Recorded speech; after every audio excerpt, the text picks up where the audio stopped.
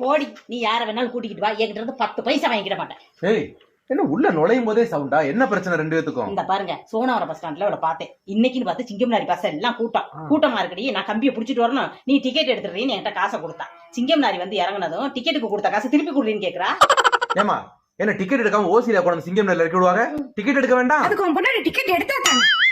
ஏ, உன்னைய டிக்கெட் எடுக்காம சிங்கம்னாரிக்கு கூட்டிட்டு வந்தது என்னோட திறமை. திறமையா? இந்த பாருங்க, சோனாவரத்துல ஏறும்போது கண்டக்டர் முன்னாடி இருந்தாரு. அவரு டிக்கெட் எடுத்து பின்னாடி வர்றவங்களுக்கு சிங்கம்னாரியே வந்து சேர்ந்துருச்சு. அதுதான் இறங்கிட்டேன். அப்ப டிக்கெட் எடுக்கல. யோ, ஊர் வந்து சேர்ந்ததுக்கு அப்புறம் டிக்கெட் எடுக்க உடனே மாதிரி லூசுன்னு நினைச்சியா? ஏ காசு போடி, இப்படி யாரையும் பாத்துக்கிறேன். பொண்டாட்டிய கண்டிச்சு காசு வாங்கி தர துப்பு இல்ல, நீ எல்லாம் ஒரு புருஷன்.